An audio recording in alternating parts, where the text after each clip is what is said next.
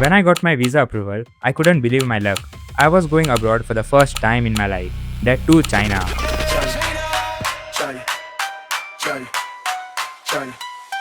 Yeah, and ST got me landing in a dream I was chasing before. Now it's neon lights when I step through the door. Whole skyline talking got me losing my mind. Every step feel different when the story unfolds. Used to see this life through a screen, no sound. Now I'm living every frame. Yeah, it's all around. Home to world's most futuristic tech companies. And as a first-year CS student, it forced me to rethink everything I knew about building in tech.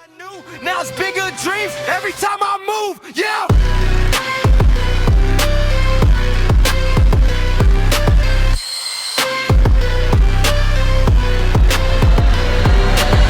Hello everyone, myself Raaj Patre, a first-year CS student at Newton School of Technology, SVYASA Bangalore. Recently, I went to China as a part of NST's international immersion visit. And this is the story of my industry visit to the headquarters of Amicro, Lingyange and Gree Electric, three mega giants in the semiconductor and hardware industry. The first thing you notice walking into any of these companies before you've even seen a single product are the huge walls of patents, floor to ceiling, hundreds of them. And even one patent is one of the hardest things to accomplish in this world, while these companies had walls full of them. The first company visit was to Amicro, a world-renowned semiconductor design company. Amicro specializes in robotics chips, specifically the kind that power motion control and navigation in autonomous systems used globally. They walked us through their latest AI-powered security technology, a camera-based system installed in public spaces that can simultaneously identify a moving vehicle's number plate and the face of the person driving it in single frame. This kind of innovation has quietly transformed how public safety works in China today, giving law enforcement faster and more accurate tools, while reducing dependence on human error. At some point during the visit, we also got to try a headset they have developed as a part of our medical research. It sits on your head, reads your brain's electrical activity through EEG sensors, and displays in real time whether you are focused or distracted. This is built to help researchers understand how attention actually shifts, so learning environments can be redesigned around that data. So far, I had only visited one company, and I was already rethinking what I thought I knew today's tech was capable of. But I was only getting started with my day. Next, we went to Lingyange, which is also a semiconductor company, built with a different philosophy.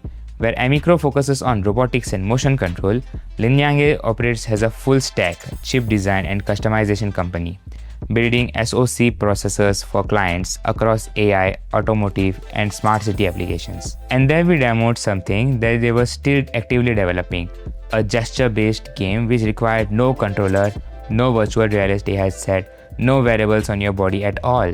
You had to just stand in front of a screen and move your hands. A virtual character mirrors your exact moves in real time. What's powering it is ultra-low latency motion tracking combined with computer vision that maps your skeletal structure in three-dimensional space. The system reads the distance between your joints, predicts your next moves, and renders it before you have fully completed the gesture. And somewhere in the middle of my exploration, it hit me. China is quietly building technology that most of the world isn't paying attention to yet. Not only improving on what exists, but also asking whether it needs to exist in the same form at all. The last visit of the day was Gree Electric, and Gree honestly deserves its own documentary. What started as a company of 100 people making everyday consumer goods like fans, small home appliances, basic air conditioning units, today they manufacture robotic arms used in car assembly lines across Asia, industrial-grade compressors, television designed to double as air conditioner units, a band of robots, and refrigerators that keep fruits and vegetables fresh for up to 20 days. All of it built and engineered internally. The highlight of the day was when we walked into a room where every single appliance was running on 48 volts. For context, your home in India runs on 220 volts.